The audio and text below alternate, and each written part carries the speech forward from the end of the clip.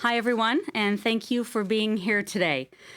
Today really is an important day as we announce the next step in our government's plan to support Canadians through this pandemic. As the Prime Minister said several weeks ago, our plan includes a seamless transition to EI, coupled with the creation of new benefits to ensure that no Canadian worker is left behind. Notre objectif pendant cette transition entre l'urgence et la reprise est d'apporter aux travailleurs canadiens la certitude et le confort sur lequel ils pourront compter à plus long terme. Quelle que soit l'étape ou la phase de reprise dans laquelle se trouve la collectivité, nous ne laisserons personne de côté. We also recognize that there continues to be an ongoing public health crisis in our country, and we need to prepare for other possible economic shutdowns due to outbreaks or future COVID-19 waves. Not all regions across the country or sectors are reopening at the same time, and this has had a direct impact on our businesses, on the availability of work, and on people's jobs. The reopening of daycares and back-to-school plans also vary significantly across the country, and parents are worried about both the health and safety of their kids, as well as their own availability for work. There's no denying that the Canada Emergency Response Benefit has helped millions of Canadians. Canadians have confidence in this program. It's been a lifeline for many people and has been monumental in our country's efforts to slow the spread of the virus, keeping Canadians safe and supporting our economy. To provide certainty and continuity, we are announcing today that Canadians will have access to an additional 4 weeks of CERB for a total of 28 weeks. For Canadian families who rely on the CERB, this means that they'll be supported as they figure out what's happening with school and daycare for their kids in the fall. I'll now share with you the details of our transition from the CERB to EI, which will come into effect on September 27th. To begin, because of the impact of COVID-19 and because of the impact it had on the job market, we recently set a minimum national unemployment rate of 13.1% to standardize access to EI regular benefits across the country. This set the eligibility criteria for EI regular benefits at the lowest entry threshold possible. But even doing this, we know many Canadian workers will still not have the hours required to be eligible for EI.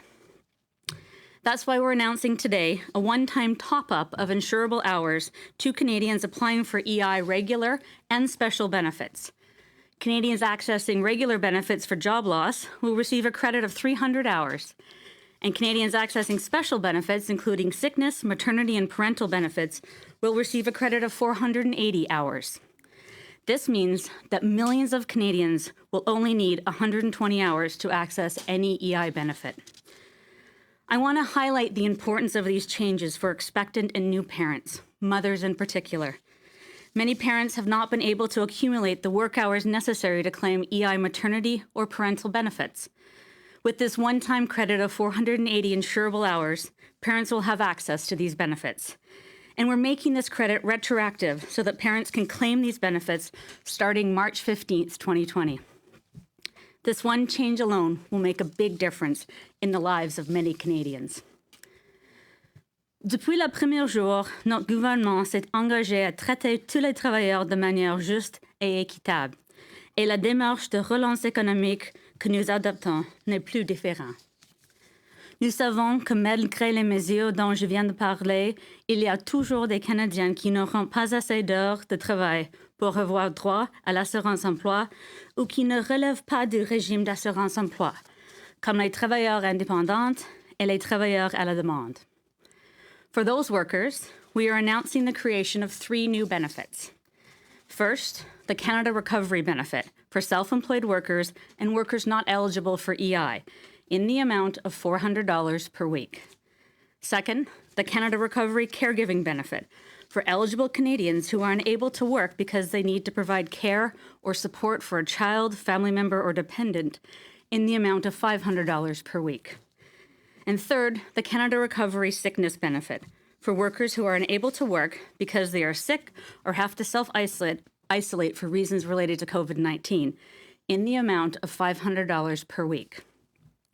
Both the recovery benefit and the caregiving benefit will be available for up to 26 weeks over a 1 year period, and the sickness benefit will be available for 2 one-week periods over the year.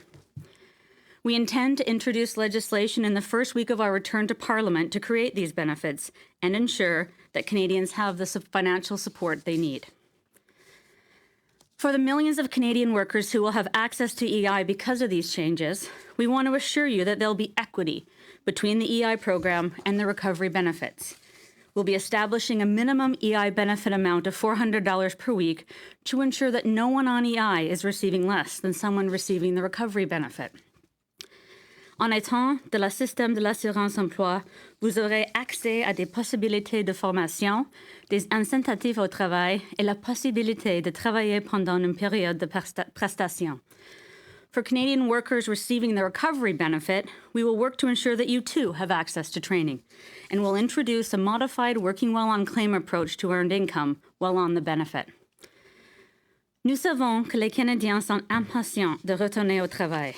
Déjà, plus de 4,1 millions de personnes de la PCU sont retournées sur le marché du travail et nous nous attendons à ce qu'il y ait encore plus les mois dans les mois à venir. Nous allons continuer d'être là pour tous les travailleurs canadiens.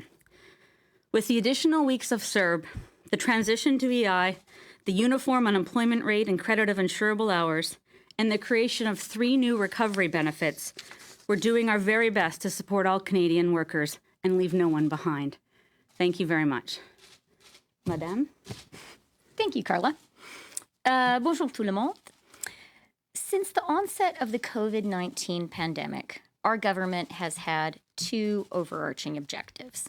First, to protect and preserve the lives and health of Canadians. And second, to protect and preserve Canadian businesses, Canadian jobs, and our economy. 2 programs, the Canada Emergency Wage Subsidy and the Canada Emergency Response Benefit, have been the bedrock of our economic response. These programs have allowed tens of thousands of employers to continue paying their furloughed workers and to keep people working who may otherwise have lost their jobs. And they've allowed millions of workers who've lost their jobs due to COVID-19 to keep supporting their families and to help pay for things like groceries and the rent.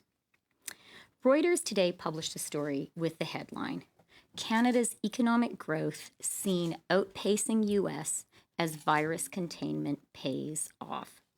The fact is that by doing the right thing to protect our health, we are also supporting our economy. And the inverse is also true.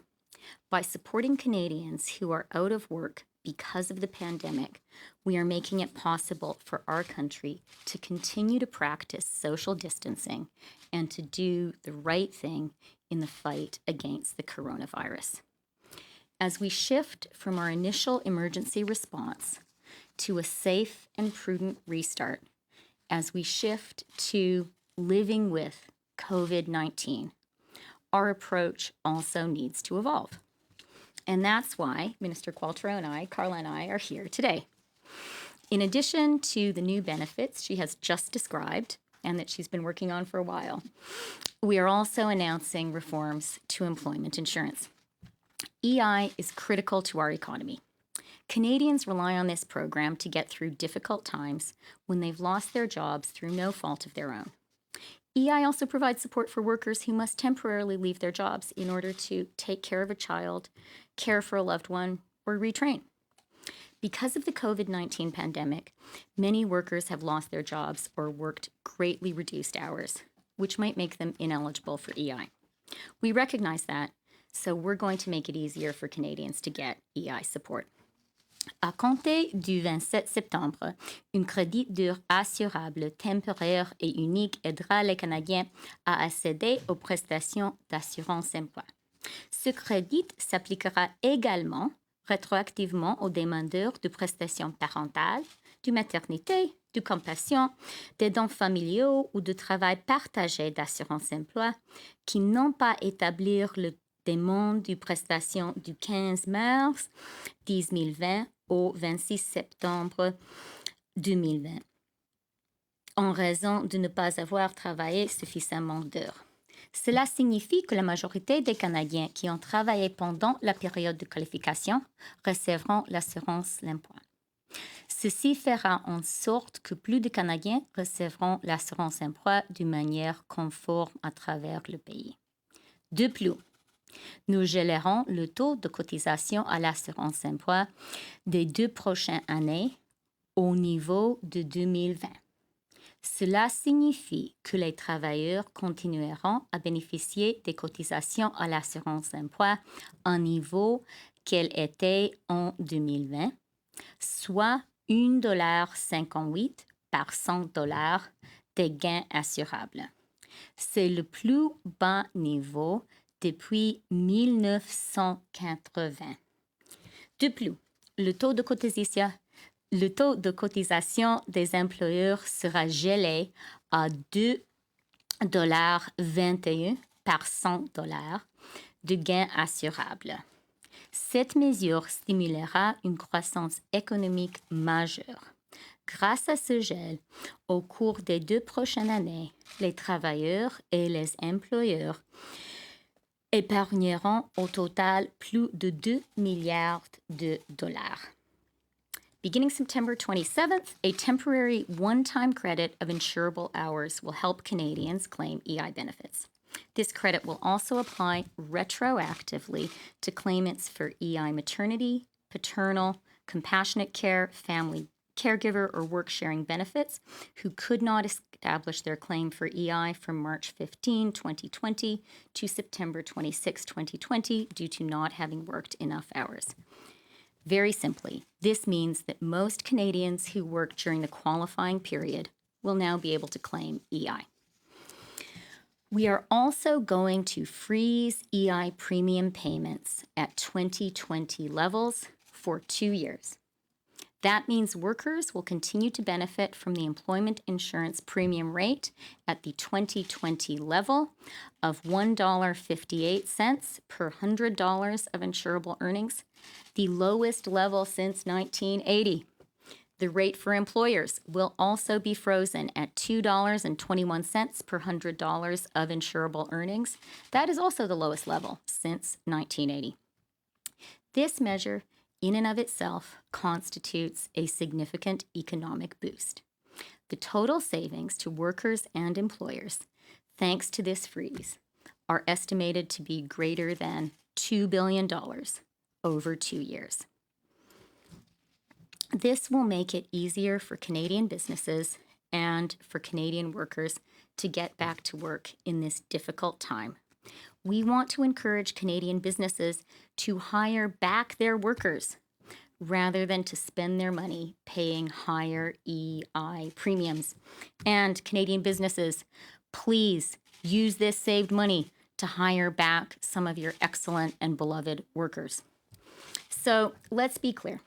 We have had some success at flattening the curve of the pandemic, but we're not out of the woods yet. And we are contending with the worst economic downturn since the Great Depression. At the beginning of this crisis, our government promised to do whatever it takes to support Canadian workers and to support Canadian businesses.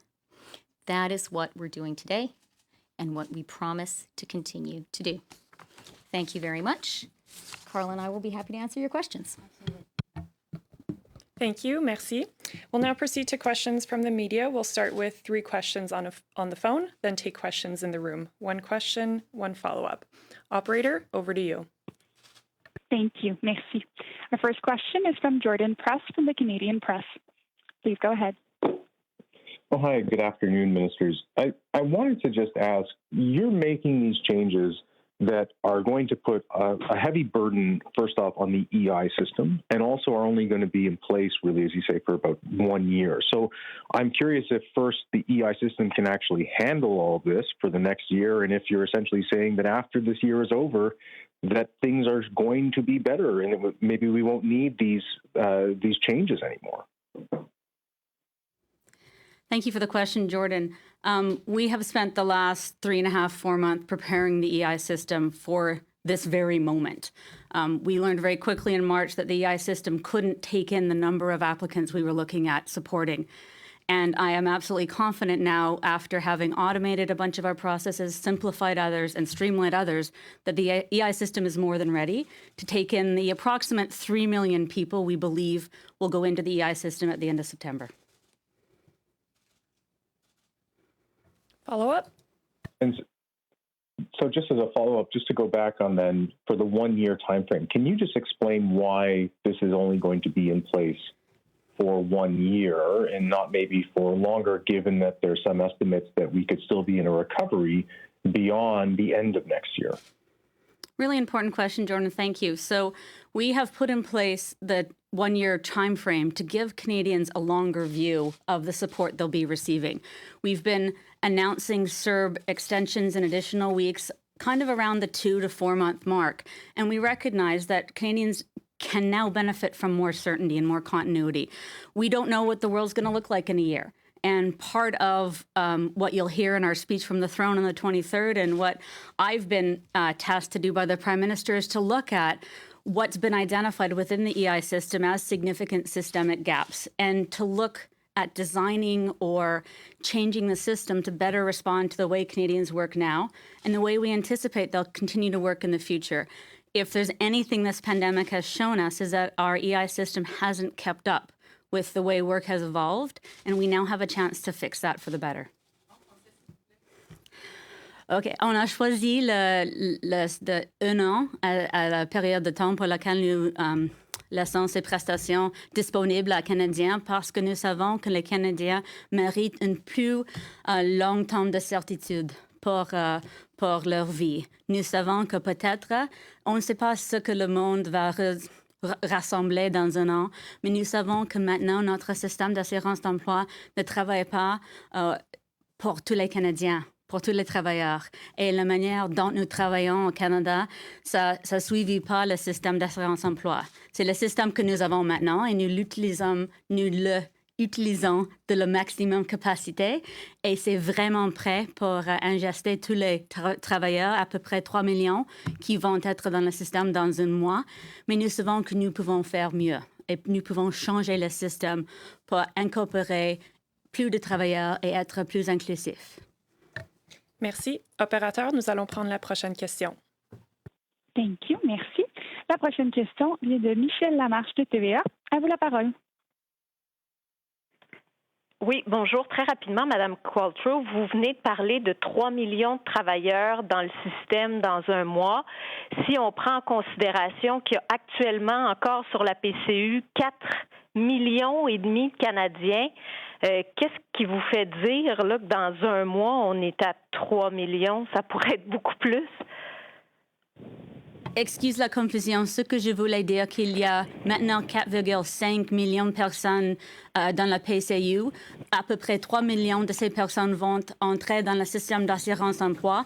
Les autres 1,2 à 5 millions de personnes vont être dans la nouvelle prestation de la relance économique. Alors, nous espérons, nous pensons que toutes les 4,5 millions de personnes vont être couvertes, mais soit par l'assurance emploi, à peu près 3 millions, soit avec les nouvelles prestations, 1 à 1,5 millions de personnes. Suivi? Bien sûr. Vous aurez donc, pour les prestations spéciales, à faire passer une loi au Parlement en revenant après le discours du trône. Expliquez-nous ce qui se passe si vous perdez lors du discours du trône, que vous n'obtenez pas la confiance des partis d'opposition. Il n'y a pas de programme pour des millions de Canadiens, c'est ça? Nous avons beaucoup de confiance que, après avoir travaillé très proche avec les partis d'opposition sur la PCU et la PCU étudiant, que nous allons atteindre le consensus avec les autres partis. Tous les changements à l'assurance emploi vont être faits. Il n'y a pas de législation pour ces 3 millions de personnes. Pour les autres personnes, bien sûr, nous allons essayer de trouver une autre façon, mais je ne pense pas que je dois spéculer à ça. Nous avons travaillé de très proche avec les partis d'opposition sur les autres prestations. Nous sommes tous d'accord on reste dans une crise de santé publique et économique. Alors, moi, j'ai beaucoup de confiance que nous pouvons trouver une manière de travailler ensemble sur cette loi. Thank you. What I basically said is I have confidence, having worked through this process with the opposition parties for the CERB and the student benefit, that we'll be able to find a way forward with the opposition parties who also recognize that this is an ongoing public health and economic crisis. I think they'll be pleased with the parameters of this program because I believe that the concerns they've raised with our existing programs have been addressed through the changes to this one.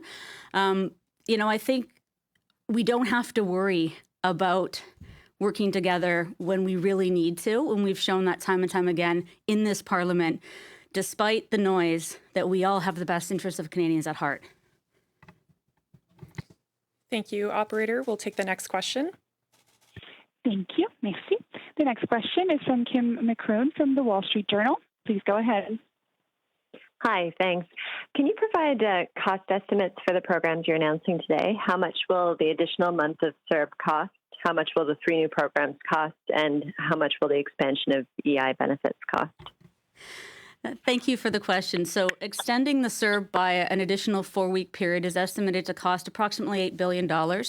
Of course, we don't know how many people will be in either of these systems because we, of course, are hoping that as people go back to work, we'll have less people, but we anticipate about an $8 billion cost for the extension of CERB.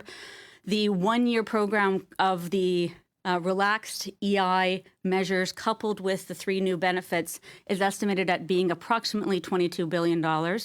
And then just overall additional costs to the EI system proper are estimated at being an additional $7 billion. So by my math, and perhaps the finance minister can correct me, I think that's about $37 billion. And I would just add there, Kim, that as I mentioned in my remarks, by freezing the EI premium rate, we will be foregoing about $2 billion over 2 years that workers and employers would have paid in EI premiums. As I said, we do that very consciously, very intentionally, and we're glad to do it. We think that now is not the time to be discouraging businesses from bringing on new workers. Quite the contrary, we want them to be hiring, and with this action, we're trying to give them a little boost. Thank you. Follow-up? That's okay. Thanks. All right, we'll now take questions from the room. David. On September 23rd, Parliament will come back. On September 27th, legislation costing, $39 billion in total will be tabled. Massive overhauls to EI. And I'm assuming you're going to put a gun to the opposition head again to get them to pass this quick with modified rules. To the Deputy Prime Minister, why are you showing such contempt for parliamentarians to put such a package before them, hold a gun to their heads saying Canadians can't get this stuff until you vote in favor of our deal? Well, thank you for the question, David. And let me first say, I do not believe that putting forward legislation in Parliament should be referred to. I would never refer to it using militaristic metaphors. We are very clearly and with a lot of notice to Canadians and to our counterparts on the other side of the House, laying out what we believe is the right thing to do for Canadians as a government. And I am really confident that the right thing to do is to give all members of Parliament the right to speak for their constituents, to vote in the House, and to say to Canadians, do they support these measures or not? That is a really democratic approach, and that's why we're taking it. Of course, a really democratic approach would have put legislation before the House for MPs to do that this week. Instead, your government chose to prorogue and eliminating what would have been a good month of healthy debate and discussion by all MPs. Let me ask you a question as the finance minister now. Again, contempt for Parliament by not putting forward a budget for this year before the House. Will you commit to putting a budget before the House before the October 31st and allow that budget be debated in its normal, fulsome manner and be examined by committees? Can you commit to that? So, David, I have been finance minister for less than 49 hours. And so I am not going to make any grand policy pronouncements today. But let me say one thing clearly to Canadians, that in committing to giving a speech from the throne in a few weeks, our Prime Minister and our government are committing to lay out clearly for Canadians the course of action our government is intending to take, very much including in terms of economic policy. The measures that Carla and I have announced today are a part of that. And we really believe we owe it to Canadians, we owe it to members of Parliament to be clear about our plan and our strategy. This speech from the throne will lay that out, and then all members of Parliament will have a chance to deliver their verdict. Thank you. Next question. Inaudible, la presse canadienne. Madame Freeland, sans métaphore militaire, j'aimerais que vous m'expliquiez quand même. Merci, Lina. Parce que je ne les connais pas. Pourquoi vous n'avez pas attendu de proroger après la séance du 26 août? Pourquoi ne pas avoir présenté ces 3 prestations qui ont besoin d'être adoptées en loi avant le 26 août, donc, plutôt que plus tard en septembre? Je vais répondre et peut-être Carla voudra ajouter quelque chose après. Pour nous, les changements qu'on a annoncés aujourd'hui font une partie intégrale de notre stratégie économique et notre stratégie sociale. Et nous pensons que c'est juste d'être clair avec les Canadiens, d'être clair avec les députés et de lui donner une opportunité de voter oui ou non pour un plan qui inclura évidemment ces changements. Nous sommes très transparentes. Nous avons donné une briefing aux journalistes au niveau technique. Carla a expliqué en détail les changements qu'on proposera. Et j'espère que tous les députés, que tous les Canadiens vont étudier en détail nos programmes et j'espère qu'ils vont les appuyer. Carla, do you want to add anything? Il y avait un choix pour nous aujourd'hui. Soit on annonce seulement les 4 semaines additionnelles de la PCU, ou soit on donne aux Canadiens une petite la vision et l'assurance nous allons continuer à soutenir après la fin de septembre. On a choisi de donner les détails de nos plans, même si on ne peut pas les législer jusqu'au fin de septembre, parce que ça fait partie du plus grand vision de notre Premier ministre et notre gouvernement, car franchement, le mot n'est pas la même qu'il y a 8 mois. Et ce dont nous parlons il y a un an n'est plus même dans nos têtes, franchement. Alors, nous voulons que les travailleurs savent que nous allons continuer de leur soutenir. Et ça, c'est la raison pour laquelle nous donnons les détails aujourd'hui, juste pour la certitude. D'accord. Ça explique quand même pas pourquoi vous pouviez pas adopter ces prestations-là avant de proroger le Parlement, parce que vous aviez une occasion. Bref, on va laisser tomber ça. Vous avez été beaucoup critiqué sur la PCU parce qu'on pouvait pas travailler et tout en remboursant 50 cents pour $1. Bon, cette nouvelle prestation-là de la relance économique, est-ce que c'est une admission, vu qu'il y a le 50 cents pour le dollar, est-ce que c'est une admission que c'était une erreur? Et si je peux ajouter aussi, vous comptez encore une fois sur l'honnêteté des citoyens. Pour les 3 nouvelles prestations, est-ce que c'est sage de supposer que non, les gens frauderont pas et s'ils seront vraiment malades quand ils iront chercher leurs 1000 pièces, etc.? Ben, c'est beaucoup de questions, mais franchement, nous croyons dans l'honnêteté des Canadiens. Nous pensons vraiment que les Canadiens veulent travailler. Les autres membres des autres partis, comme les conservateurs, pensent que les Canadiens préfèrent rester chez eux. Mais c'est pas notre opinion des Canadiens. Nous avons créé un système avec le PCU qui ne pouvait pas avoir les nuances de travailler le 50 sous, de retenir 50 sous par dollar. On a trouvé une façon de la faire après beaucoup de travail avec les officiels de nos départements. Alors, ça va être un meilleur système qui est plus proche à l'assurance d'emploi, mais on ne pouvait pas la faire il y a 2-3 mois, mais on peut le faire maintenant. And can you just repeat that in English, please? Sure. I said fundamentally we believe that Canadians are honest and that they want to work. There are other parties who think Canadians would prefer to stay at home, but we think that recent labor market data shows just the opposite. When jobs are available, Canadians will take them because they want to work and provide for their families. When we designed the CERB, it was clunky, and we didn't have systemic capability to have a sophisticated system where we could pull back 50 cents of every dollar earned, and just like in the EI system, but we've managed to create that system moving forward for these new benefits. And it will allow us to not have the $1,000 drop-off like we have in the CERB.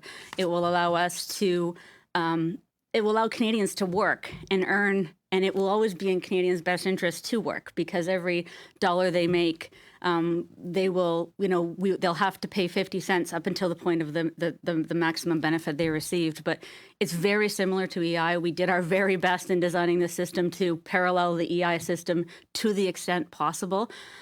It's not quite the same, but it's a lot closer and a lot more streamlined than the CERB was. Rachel Haynes with CTV National News.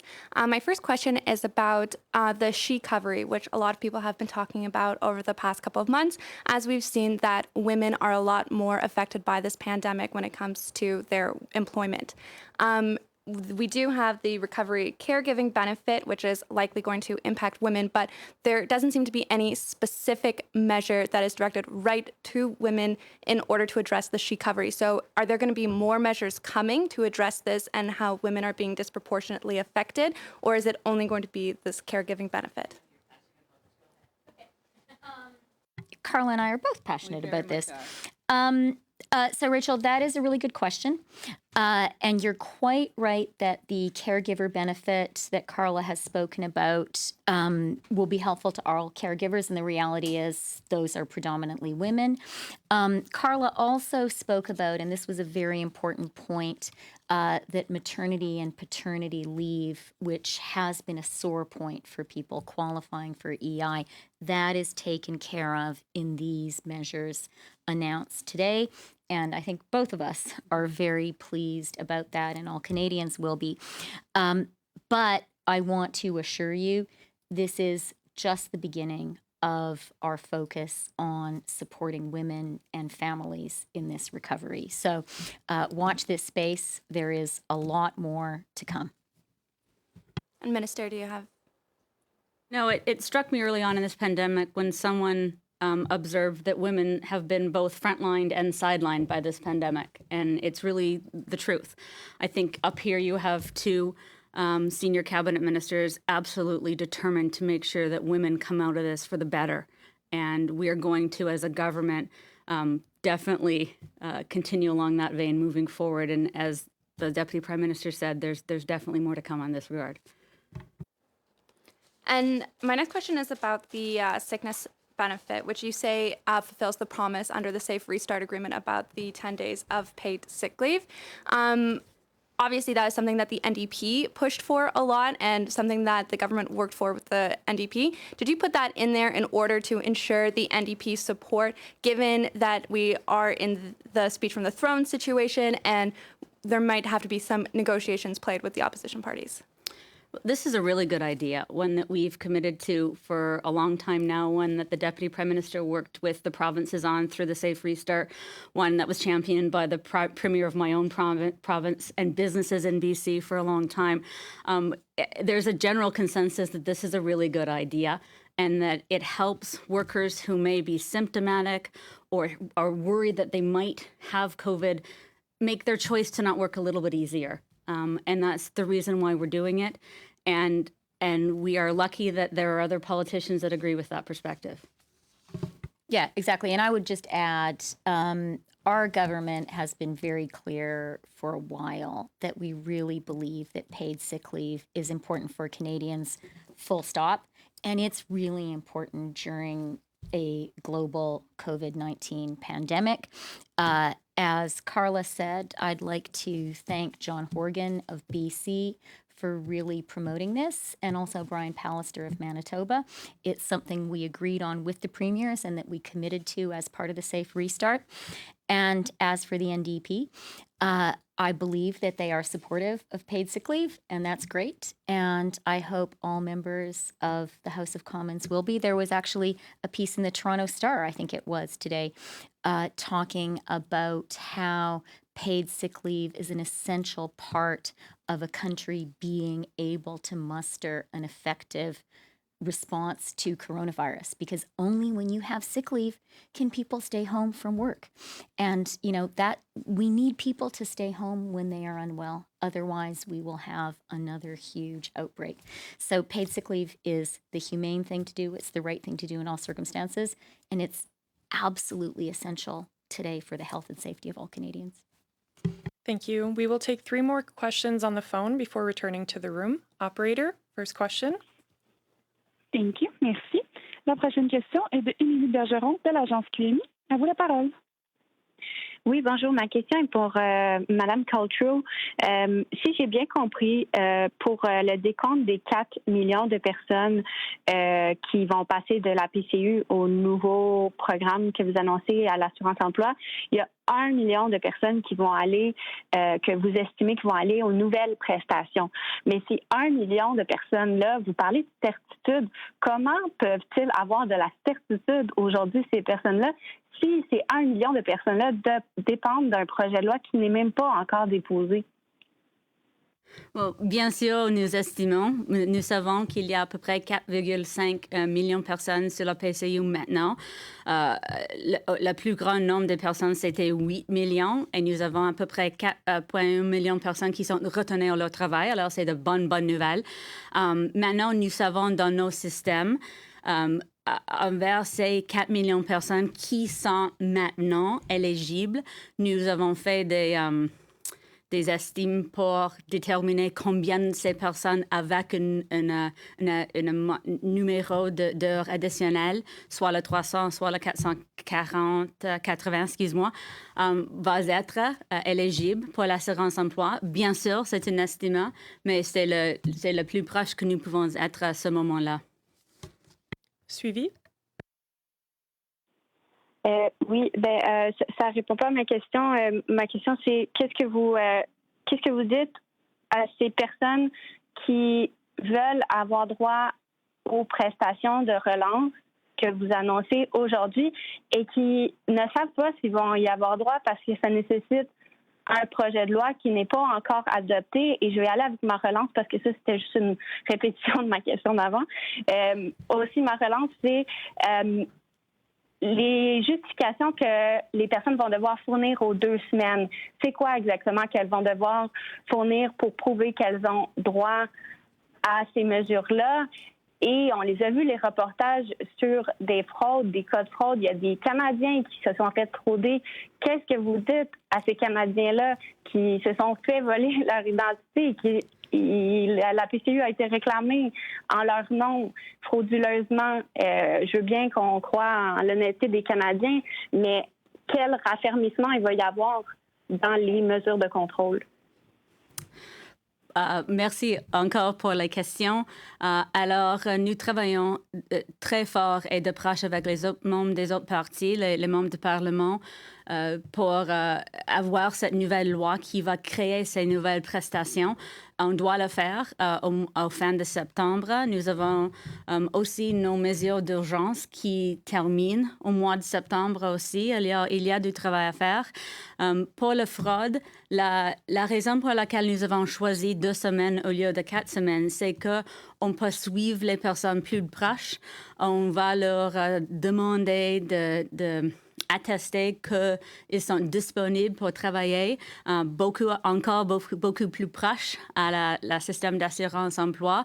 On va avoir des mesures d'intégrité en arrière de la système jusqu'à l'Agence de revenu canadien est prêt pour suivre les personnes, pour assurer les données dont ils attestent. Alors, bien sûr, nous croyons que les Canadiens sont honnêtes, mais aussi on va absolument poursuivre ceux qui font la fraude. Nous sommes dévoués à ça. Et franchement, le ministre de l'Agence revenu canadien est vraiment dévoué à ça. Thank you. I'll remind everyone it's one question, one follow-up. Operator, we'll take the next question. Thank you. The next question is from Kate Bellingaro from Bloomberg. Please go ahead. Hello, my questions are for Minister Freeland. I have a question. Can you tell me if the $37 billion estimate is for 1 year, and if you anticipate the EI changes will be permanent? Okay, well, that's actually a question in the first instance for Minister Qualtrough, and I'll let her start, but I'm happy to follow up. So the answer to your first question is yes. For this 12-month program, the estimate is $37 billion. But again, that will depend on how many Canadians access both the EI system as well as these new benefits, and how quickly and how regularly our economy recovers, which, quite frankly, we don't know. And so part of the reason we're putting in place this one-year program is to give that assurance to Canadians. In terms of whether or not these changes will be permanent, it's too early to tell, I think, is the answer, the honest answer to that. We're going to look at the EI system, and we know advocates have been asking governments to make similar changes that we're making temporarily now and making them permanent. But these are really important conversations that we want to have with stakeholders, with businesses, with labor, with workers, with other levels of government. And this is the exact time to be having those conversations. Follow-up, Kate? Okay, now my question is for Minister Freeland. So Canada has currently cast aside its fiscal anchors, including losing its AAA rating with Fitch. For you as Finance Minister, would it matter if credit agencies downgrade Canada's rating? So let me be very clear. Canada's economic performance during the economic crisis caused by the coronavirus has been very strong relative to our peers. And that strength has been because Canadians have been great. Canadians have been great about doing the right thing when it comes to responding to the healthcare challenge. And by flattening the curve, by doing the right thing on the coronavirus, we have actually reaped the economic benefit. People sometimes are tempted to talk about how there are trade-offs between doing the right thing for the economy and doing the right thing when it comes to fighting the coronavirus. I think the international experience at this point is really, really clear. If you do the right thing to fight the coronavirus, in the medium term, you are going to have a stronger economy because you're going to flatten the curve and you are going to be able to end the lockdown and go back to work. And that is what we have been doing carefully and cautiously in Canada. Now, in order to be able to fight the coronavirus effectively, we've done something really, really paradoxical. We have asked Canadian workers to stay home, and we have asked Canadian businesses to close their doors. We have asked our economy to shut down. You can't ask people to do that and expect people to do that without providing them support. And so that's what we have done. We have supported Canadians. Our government, yes, has taken on more debt so that Canadians didn't have to take on more debt, and so that Canadians could survive while doing the right thing. Already, we are seeing a positive economic effect from doing that. But as Carla has said, as we hear Theresa Tam saying over and over, the coronavirus is still with us, and we still have to be cautious and careful. And we have to be realistic about the fact that the fight against the coronavirus isn't over. So the commitment that our government can make and will continue to make is that we will do whatever it takes to support Canadian workers, Canadian businesses in doing the right thing on the healthcare front. And as I said, we are already seeing that we are reaping economic benefits from that. Now, when it comes to rating agencies, when it comes to bond markets, when it comes to international investors, the reality is also that in recent months, we have seen an inflow of money into Canada. We have seen a strengthening Canadian dollar. These are not signs of a lack of faith in the Canadian economy, quite the contrary. Thank you. Operator, we will now take the last question on the phone. Thank you. Our last question is from Julie Gordon from Reuters. Please go ahead. Hi there. Thank you, Minister. This is for Minister Freeland. We're talking about 4.2 million people here who remain out of work come September. Does it stay there or continue to fall over the rest of the fiscal year? And we've heard that not all Canadians who lost work will go back. So what's the number you're using as sort of the base, and when do we get there? Well, thank you for the question. Look, when they swore me in as Minister of Finance, they didn't give me a crystal ball.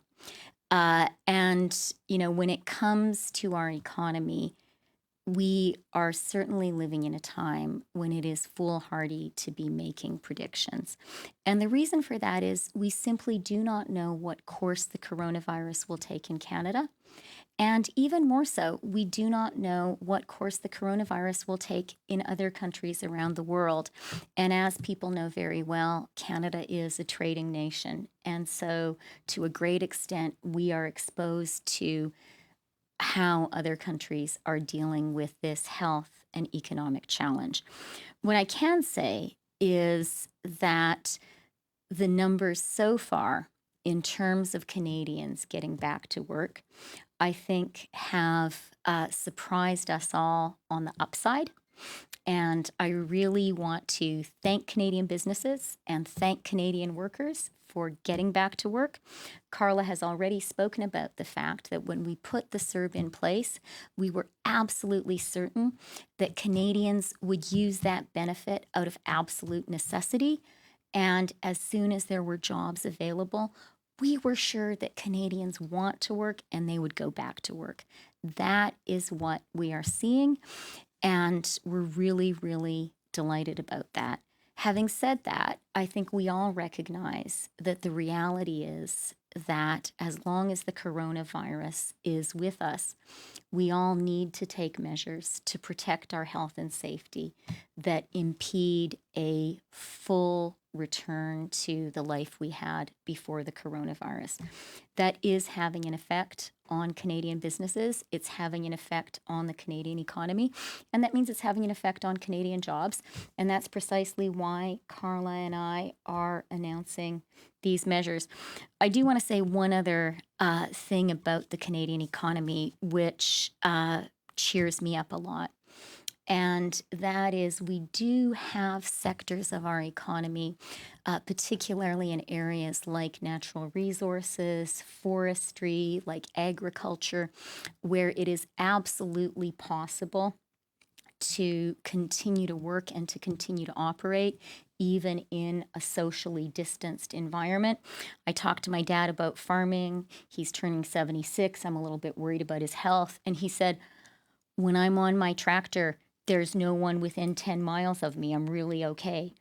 And if people look at our forestry industry right now with softwood lumber prices at historic record highs, there are parts of our economy that are doing really well. And that's fantastic. And I'm really, really grateful to the people, the really smart Canadians who work in those sectors. Thank you. One follow-up? Yes, thank you. My follow-up is actually for Minister Qualtrough. What is happening with the student benefit given the extremely high rate of unemployment among young people? Well, at present time, the student benefit is set to expire in August, so it was a 4-month benefit for students to recognizing that they wouldn't have access to jobs necessarily this summer and that they may not have qualified for the CERB. If students are experiencing job loss or reduced hours because of COVID, they can access the CERB again for the next month. And we are creating tens of thousands of jobs for young people, and we've extended the duration of these job opportunities right through next February, in some cases through next May. We're working really closely on our student measures. We have $8 billion in play right now in our student package. Super proud of that. But we know students, it's tough for students, and we're going to keep working for them and with them. Thank you. We'll now take 3 last questions in the room. David? Okay. Hi. I'm just curious. What's the reason you're extending the CERB for another 4 weeks? Is it because of Parliament, and does it have anything to do with that? A couple of reasons. So first of all, we wanted Canadians to have some certainty and some continuity. We know the uncertainty that September holds for so many Canadians, families, in particular parents and children going back to school or maybe not going back to school. And we also know that some people have continue to have access or CERB benefits waiting and still for them. We didn't want to have these benefits overlapping. We wanted to synchronize the transition to EI with the transition to new recovery benefits. We wanted to take the time to get this right, and all those things together meant it just made sense to do this all at the end of September. Just clarification on that. Nothing to do with the proroguement of Parliament, and okay. No, not at all. Okay. And why not implement a universal basic income instead? And then what happens if we see a huge spike in coronavirus cases in the fall, as is quite probable? Will this new program that you're implementing now be able to capture the many Canadians who might have to go back into lockdown? The answer to your second question is absolutely. And part of the reason we have created a uniform unemployment rate across the country is so that we can have some consistency in Canadians' ability to access EI very quickly. The way it usually works is there's a rolling unemployment rate that's set over a couple of months, and it takes the EI system 2 to 3 months to respond to spikes in unemployment. This way, we've set it for a year. Canadians have a minimum eligibility entry requirements. It's a guaranteed way that if there are outbreaks, as you say, or if there's a second wave, that immediately these systems will be able to take in Canadians who we ask to stay at home again if it comes to that. I'm sorry, I forget your first question. Yes, thank you, UBI. So, I've said this on a number of occasions, but we fundamentally believe that a targeted approach to helping people is better. We can give people more support and more direct support when we hone in on a group of people who need the help the most. So instead of giving every Canadian a little bit of money when every Canadian doesn't necessarily need it, we are focused with these benefits on Canadian workers in particular, and are able to give them more because of that choice, that real targeting of our measures. Hi, Heather Schofield from the Toronto Star. So you've recognized that there's a conundrum with working parents at home trying to take care of their children and also trying to get back to work or working from home. But your response to that seems to be to give them income support to stay at home as opposed to getting back in the workplace. And why would you choose to go that way? And why not bolster childcare or work with the provinces to get safe schooling open right away rather than waiting weeks and weeks or for more money to get them back into the workforce so that and have their children well taken care of at the same time? Well, my focus as employment minister has definitely been on working with business, working with provinces and territories, my colleagues, my other employment ministers on job creation and creating environments for everyone to be able to work. That's obviously, plan A. But the reality is that women in particular can't go back to work if their kids don't have daycare or preschool or school, especially K-12.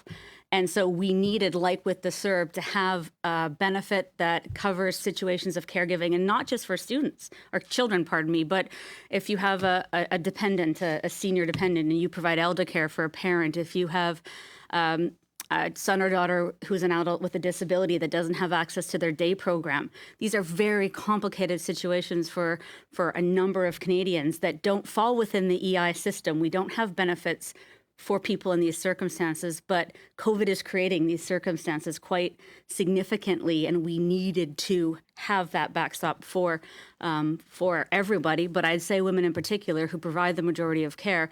And at the same time, the Deputy Prime Minister is working with provinces on the exact issues you talked about. Yeah, that is a great question, Heather. And everything Carla says is right. As you know very well, because you've written about it, we have already put significant amounts of money into child care as part of the Safe Restart. But you're right that it is only a beginning and that it is not enough. And I think particularly as we look at back to school, and we look at the possibility that children in some parts of the country won't be back at school all the time, and also that before school and after school programs still face significant challenges. That is something that urgently we as a federal government, working with provincial governments, working with school boards, really need to get our arms around. I can tell you it's the only thing parents on my block are talking about. So I would just say to be continued and watch this space. And just as a follow-up, the three new benefits that you've set up are $500 compared to the $400 that is the minimum for the enhanced DI. Is that not an invitation to game the system? Well, to be clear, the recovery benefit is $400 and the caregiving and sickness are $500. So the recovery benefit, which is for job loss, straight out, will be the same as the minimum amount that someone can get in EI. There are some cases where, having done that, someone who's paid into the EI system for years could maybe be at $340 a week or $279, and it wasn't equitable to not give that worker the same amount of benefit as someone who had not paid into the EI system at all. Thank you. We'll take the last question in the room, please. Bonjour, c'est une question, surtout peut-être pour la ministre Freeland. Pourquoi est-ce que, Laurence Martin de Radio-Canada en passant, bonjour. Pourquoi est-ce que ce que vous annoncez aujourd'hui, ça marque vraiment, on pourrait dire, une nouvelle étape là, du gouvernement, de votre gouvernement dans votre lutte contre la COVID? Je dirais que, pas exactement que c'est une nouvelle étape, je dirais que c'est une continuation de ce qu'on a fait du début. Parce qu'il n'y a pas vraiment de changement? Mais...